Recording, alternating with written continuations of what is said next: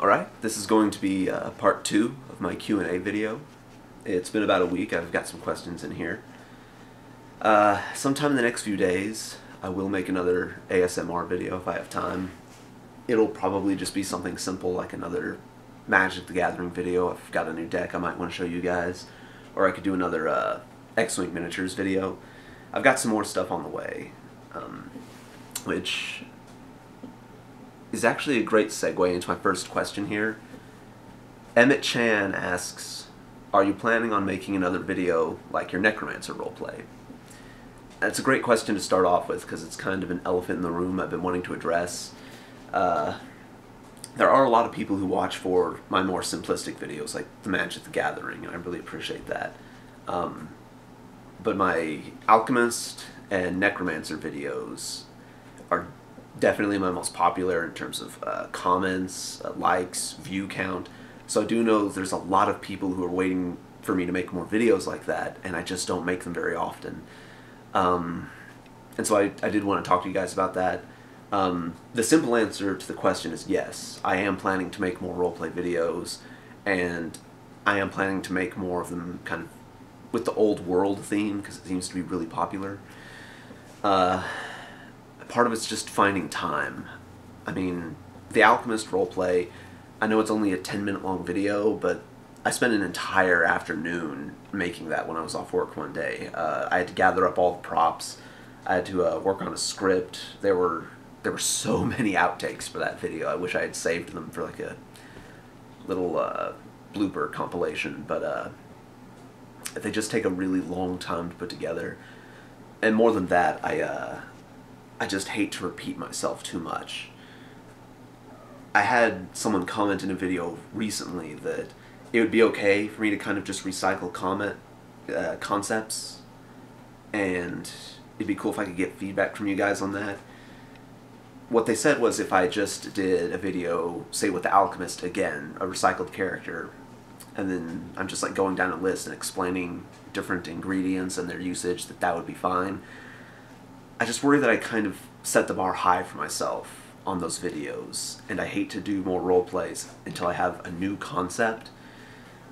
There was one I was going to do recently, which was going to be a Thieves Guild themed roleplay, which I do still want to do one with that theme in the future. But the one I had planned, I was going to be sitting with a map and going over with another Thieves Guild member what our plan is to raid an estate.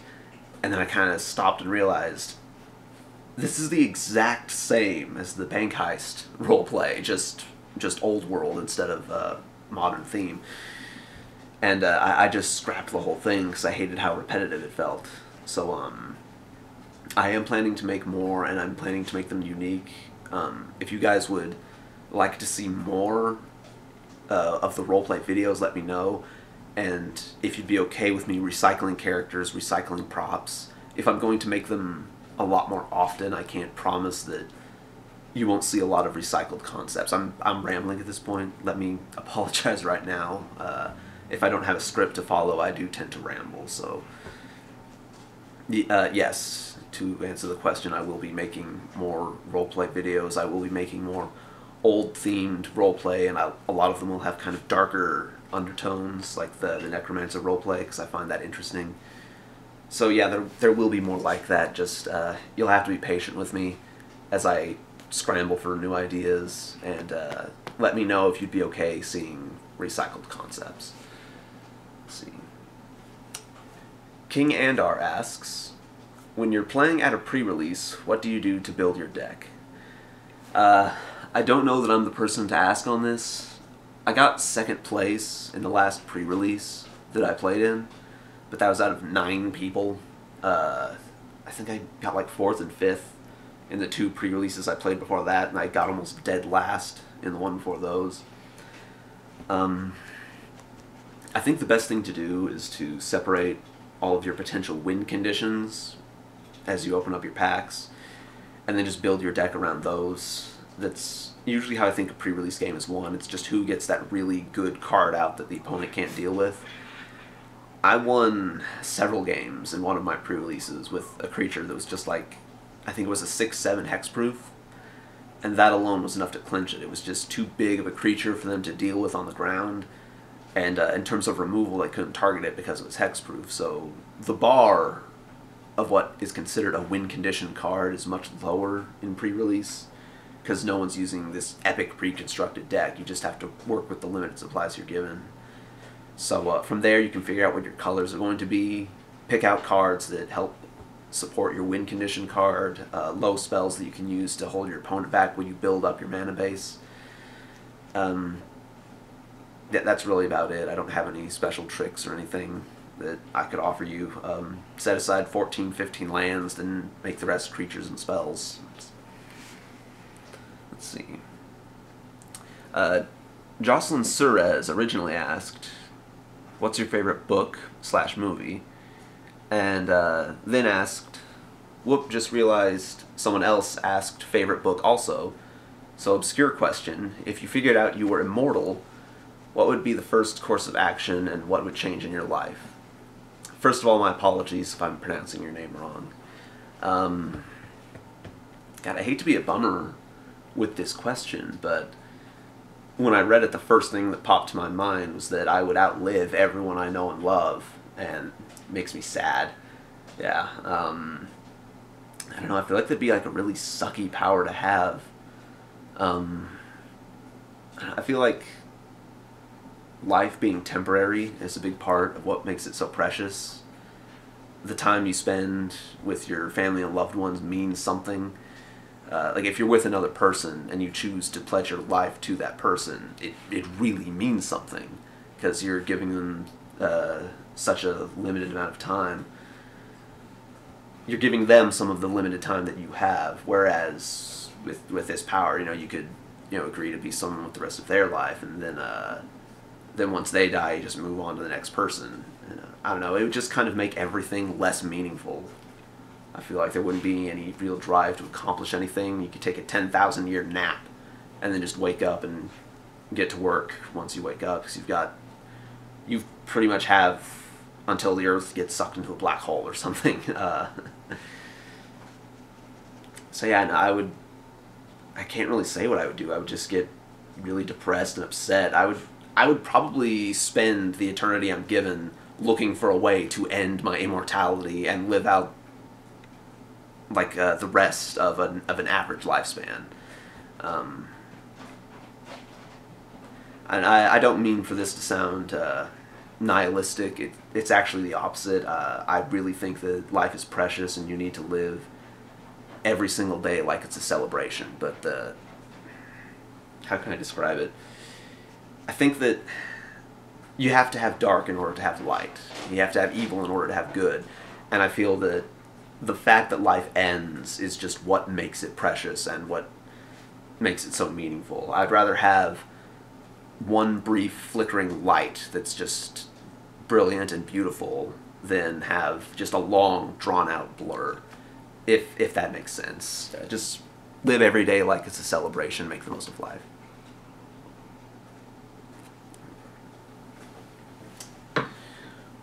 What is your favorite novel and why? Okay, so we got to the other novel question.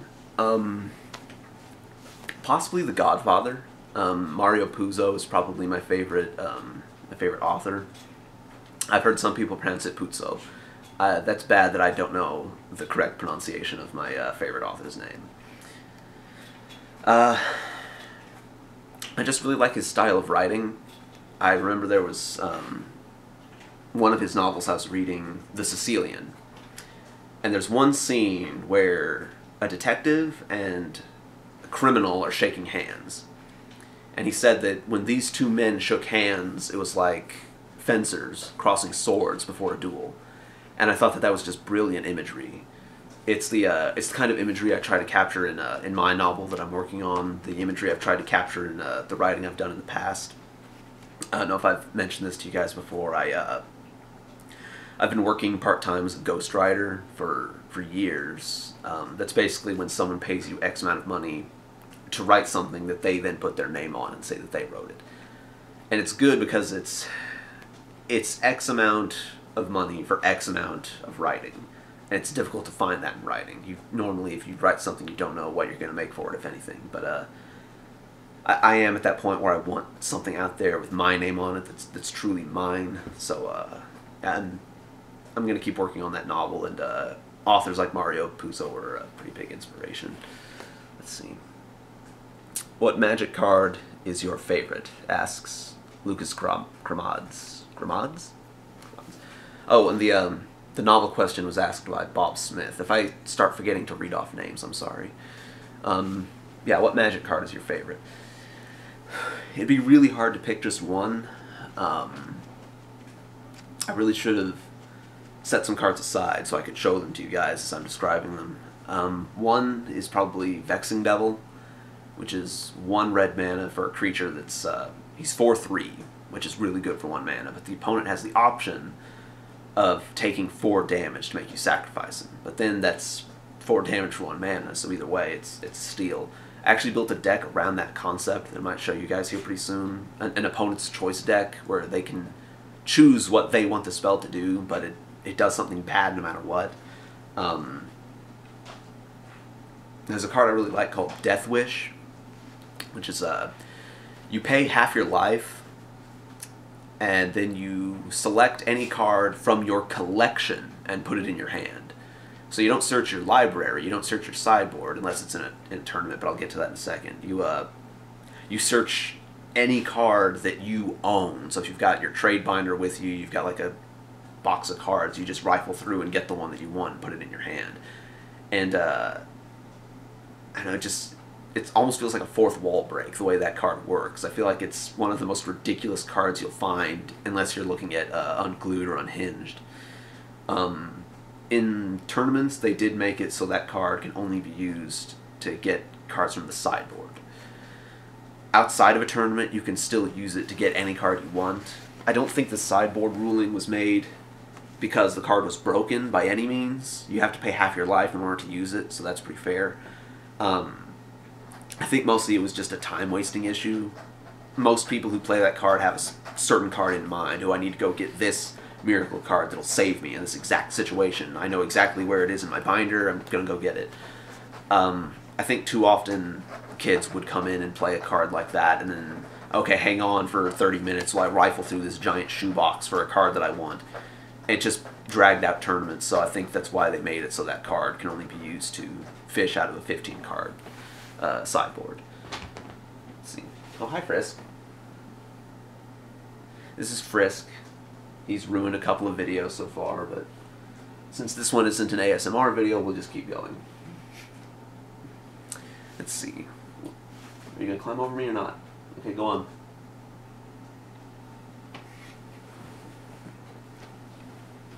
Make sure he doesn't get in my wine glass. Let's see.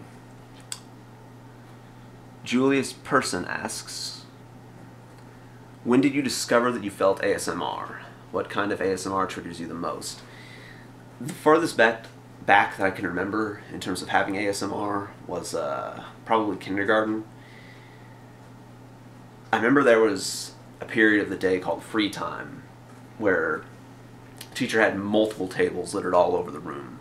And there was different stuff on each table. You know, here's the Lego table, here's the Play-Doh table, here's the coloring table. And everyone would break off into different groups and start playing with the different games. I would walk back and forth across the room just watching the different children because seeing them interact with these toys was triggering ASMR. I mean, at the time, I obviously didn't know what ASMR was. It'd be probably, I feel old now, it'd be over another decade before the term ASMR would even be coined.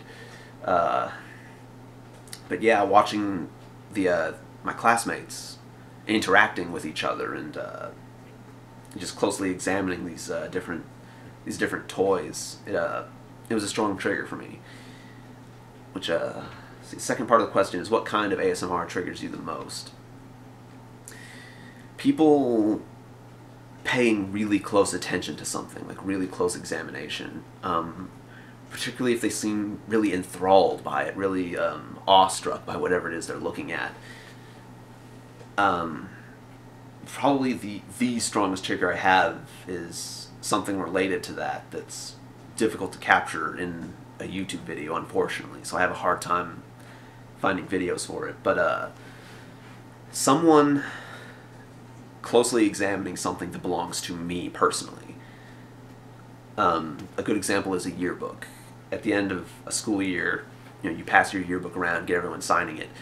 And when people would sign my yearbook, it would always be a huge trigger for me, because they would take it and you could tell they were like really deep in thought, and they would try to write a really meaningful message in this object that belonged to me.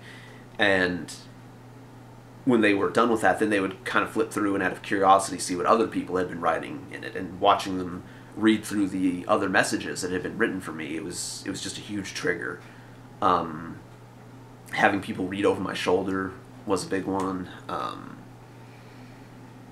Yeah, it's hard to find videos like that, because obviously I would, I'd have to almost mail someone something that belonged to me and then watch them examine it, and it would just feel too scripted. One thing I will do sometimes, I'll look up videos of people from foreign countries reviewing something that's American. Like, say they're trying American candy. And I don't know why, but it kind of plays off that theme for me. Because even though I didn't send them the candy, I don't own the candy, it's not mine in any way, because it's American candy and they're from another country, I feel like they're trying my candy, if that makes sense. So yeah, it's I think it's a common trigger for a lot of people, but it's one that you don't really see in videos because it's not really possible to capture. Let's see. Oh, this is gonna be hard to pronounce. Aurace. It's kind of like Aura Ice. I'm sorry, I can't pronounce your name. What channels, media in general, inspired your videos? Video games, fantasy universes. For the role plays, I've gotten a lot of people asking if it's Skyrim inspired, or Elder Scrolls in general. Kind of. I've played the Elder Scrolls series some. In terms of old world video games, there was one I played a lot called Ultima Online, and I think I actually had a video where I showed you guys a map of Ultima Online. The game held out for me for a long time because me and a large group of people branched off from the main community and made a role-playing community, which was while you were playing your character, you were in character 100% of the time. You wouldn't say LOL, you wouldn't say be right back, you wouldn't reference the real world in any way. You were playing as your character. You spoke and acted as that person. And it just made the game so much more fun that everyone was playing in this world where these are the criminals and these are the guards and they're gonna fight to take over this barracks, and it just made the game so much more interesting. And so that was probably my first experience with roleplay.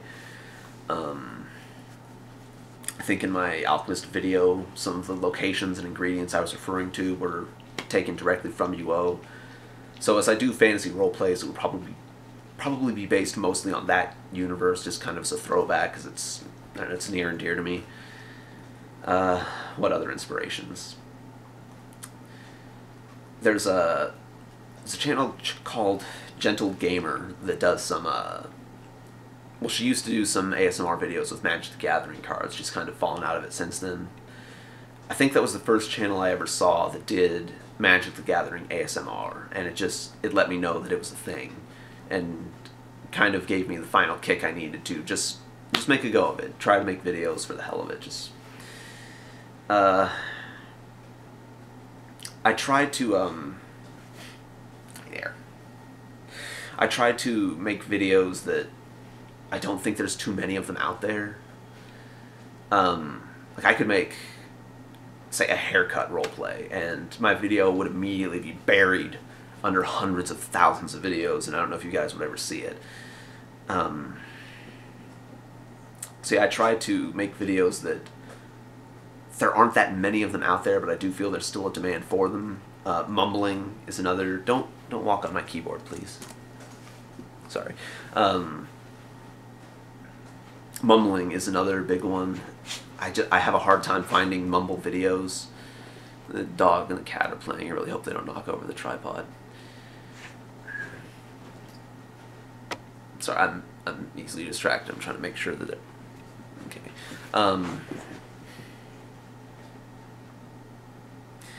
Lots of distractions, lots of rambling in this video. I'm sorry, guys. If this was an ASMR video, I would have scrapped it a long time ago by now. I go through so many outtakes with every single video I make. I'm very self-conscious. Any kind of stutter or lag, I tend to throw the video out, start over again from scratch. It's part of why it takes me so long to make videos. I sometimes just get frustrated, give up entirely. But I want to produce quality videos.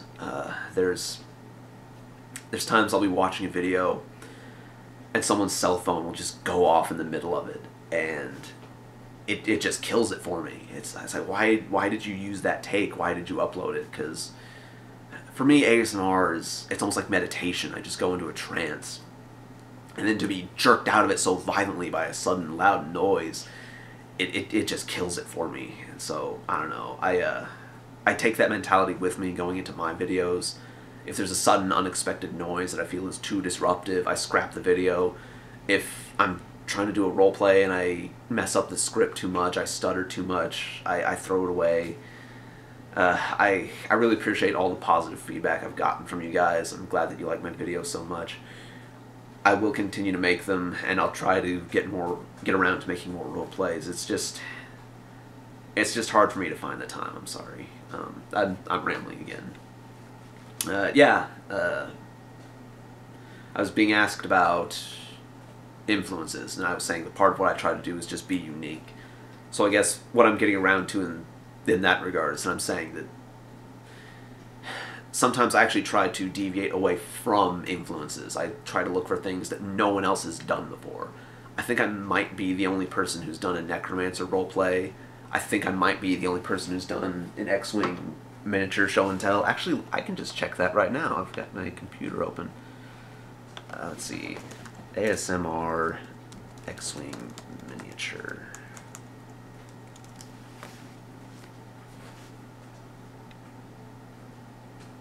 Yeah, looks like I'm currently the only one. #1 result. Let's see. ASMR Necromancer. Well, it gave me the suggestion right away, so people are searching for it. But yeah, I'm #1 result. There's one right underneath me. Whispers in Darkness Necro ASMR. Okay, so that might be another one. But still, that puts me of only 2 videos. Yeah, I just try to come up with ideas that I think people would be interested in but haven't been seen before. Let's see. Captain Turtle asks, do you enjoy making these? Yes, I do. I know I've been kind of ranting in this video about how difficult it can be sometimes and how stressful it can be. I do genuinely enjoy making them. I hope this doesn't make me sound snobbish, but I do feel like I'm an artist at heart. Like I told you, I enjoy writing. I feel this need to create something periodically that other people will enjoy. And if I'm not creating something, then it just feels like there's something missing from my life. And while I do have my writing, this is just another outlet that I can use to create something that I can utilize my creativity. I can try to come up with new ideas. And I really do love making these for you guys. There's going to be times where it's stressful for me. There's going to be times where I can't come up with ideas, or I just can't get the video to come out right and I scrap it. But I really do love making these, and the comments and feedback I've gotten from you guys has just been amazing, and it really means the world to me. Let's see. Alexander Gabriel asks, how did you discover ASMR? I've already talked some about how I discovered ASMR as a child in terms of like my personal experience with it. But I can answer this in regards to when did I discover ASMR, like the named term. How did I discover that there was a community of people out there who also experienced this feeling?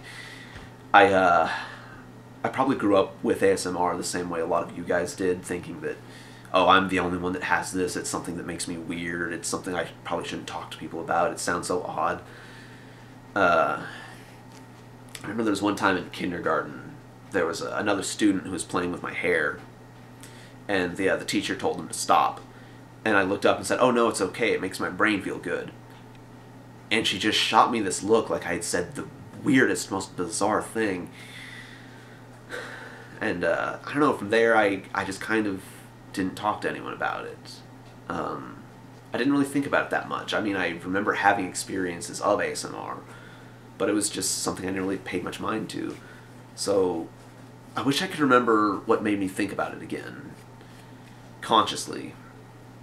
What it was that set me off. But I don't know, one day, almost out of the blue, I just decided, oh hey, I've got the internet now. I can look up and see if other people have this thing that makes me weird. Not that I think ASMR is weird, that's just, you know, that's how you feel at the time when you think you're the only one. And there wasn't really an ASMR community yet. I think this was in 2011, 2012. But there was a blog called The Unnamed Feeling, where a small group of people had kind of got together, and I think they were the ones that coined the term ASMR. And they had a YouTube channel where they had playlists of ASMR videos, but at the time there were no intentional ASMR videos. There was what you would now call accidental ASMR, where people had just contributed different links to different videos they had seen that triggered their ASMR, not intentionally, but just through happenstance. And yeah, I guess that's kind of I tapped the camera with my foot. Yeah, I think that was when I first kind of realized, oh, there's other people out there that have this. There's a whole community out there. I do kind of miss being able to type in just ASMR, and then I would filter it with the specification of videos that have been uploaded today. And there'd be like 5 or 6 new videos to sift through.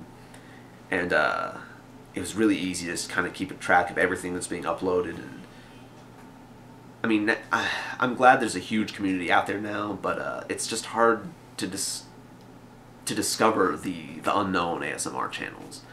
I really wish there was a filter for that. I was kind of playing with the search filters earlier today and realized it's hard to find the YouTube channels the ASMR channels in particular that just have like 1 or 2 videos out there that have a small subscriber base. I feel like now when I type it in, it always brings up these big name channels that have a ton of videos and a ton of subscribers already. And I don't know, it was kind of neat when it was like this little small community kind of all together. And I feel like even people who don't have ASMR now really know about it. And the videos tend to get littered with more trolls and stuff. But I don't know, I guess overall it's a good thing that the community has expanded so much and more people who have ASMR know that they're not alone and there's such wide diversity of videos now. Well, anyway, I've rambled long enough. I'm not even sure how long this has been going. I should start getting this uploaded so it won't take hours. I appreciate you guys sitting through this all the way if you were able to make it to the end. I know there was a lot of pauses, a lot of rambling. I'm still not quite used to having my face on camera. I don't really think I like it, and I won't be doing that too often.